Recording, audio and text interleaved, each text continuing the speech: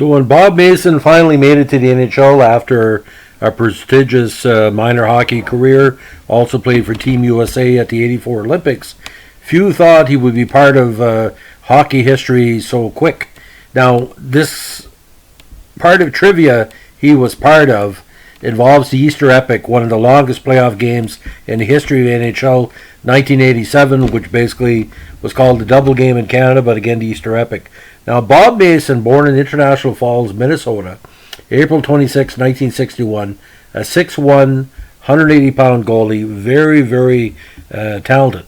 Now, he eventually made it to the NHL after, again, a prestigious minor hockey and international career.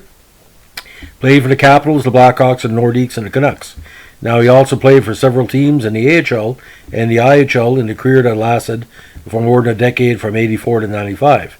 Now, again, he played in the Easter Epic, the 87 game, which the Islanders knocked off Washington in the playoffs. And Mason's also served time after retirement as goalie coach of the Minnesota Wild. Now, he first came to major prominence with the Green Bay Bobcats of the USHL over 2 seasons. Then graduated to University of Minnesota Duluth of the WCHA, where he put up some really strong numbers over 2 seasons. He went 9-15-3 in the first campaign in 82, and 83, 26, 16 1, which eventually led him to be signed by the Capitals. Now, he wasn't drafted by Washington, but he ended up being with the big squad. Now, when the '84 Olympics in Sarajevo concluded, Washington took a chance on him and signed him. Now, he was eventually signed to the AHL, but was called up for 2 starts for Washington before the start of the '84 campaign, winning to both and established himself as a top prospect for the squad. Now, he would spend most of his first 2 pro seasons in the AHL with Binghamton, the Whalers, trapped behind the experienced Washington duo of Pat Regan and Al Jensen, who had combined to win the '84 Jennings Trophy. When he was recalled to the NHL, he excelled with an 8-2-1 record with a 2.81 goals against average in 12 appearances in '85 and '86. Now, for the '87 season, he was finally given a chance to stick in the NHL and responded in fine fashion, playing 45 games and finishing amongst the top starters in the league in goals against average and save percentage. He continued his strong play as Washington faced the Islanders in the playoffs, a series which would stretch it to a 7 game. Now, this quadruple overtime thriller, which highlights are available on YouTube, was called the Easter Epic because it almost lasted all Easter. It stretched past midnight into Easter Sunday, and the final game of the series was the longest playoff overtime game in the NHL since '51, and remains the longest Game 7 in NHL history. Now, Mason made 34 saves total, including 36 straight from the start of overtime in an epic goaltending duel with the talented Kelly Hrudey, before conceding the winning goal on a screen slap shot by up-and-coming superstar Pat LaFontaine, which eliminated the Capitals. Now, Mason would experience another highlight in the summer of '87 when he was selected to the American team for the '87 Canada Cup. Now, although he didn't see any action as their third goalie in the roster, he learned a lot from starters John Van Beesbrook and Tom Barrasso. Now, Mason eventually left Washington during the '87 offseason, signed with the Blackhawks. He entered the '87-88 campaign as the team's #1 goalie, but was usurped by rookie Darren Pang as the season went along. He finished the campaign with 41 games, but his numbers dropped off considerably from his time in Washington, and he was traded to the Nordiques at the conclusion of the season. Now, after leaving Chicago, Mason's career was never able to regain momentum.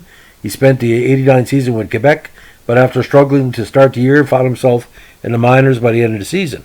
He was reacquired by Washington for the 1990 campaign to serve as a backup to Don Beaupre, but was unable to recapture the form he showed in his first stint and was released at the end of the year.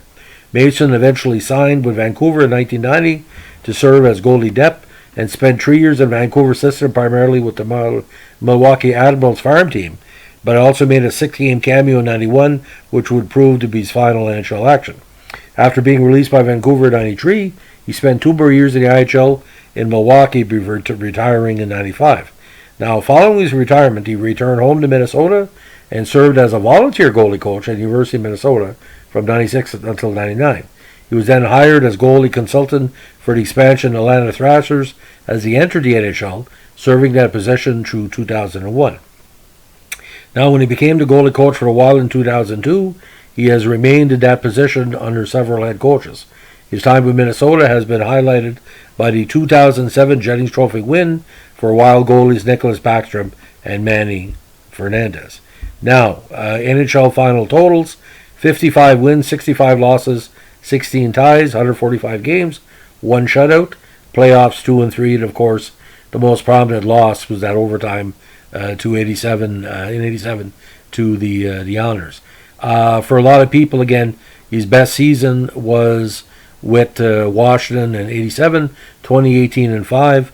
Best minor pro season with Milwaukee in 92, 27, 18 and 1 with a stellar 3.39 average. Now at the Olympics in 84, he played 3 games with a win and a tie, and of course all WCHA first team in 83, and he was a WCHA Player of the Year in that campaign. So overall, quite a resume of success. But the 84 Olympic team for the States was a lot of pressure because it was 4 years after the Miracle on Ice against the Russians in 1980, and although they had Fusco and some other key prospects, didn't have enough talent to do that well. But then again, 80 and 84 Olympics for Team USA, including many prospects that went on to good NHL careers, and just shows the improvement in the system.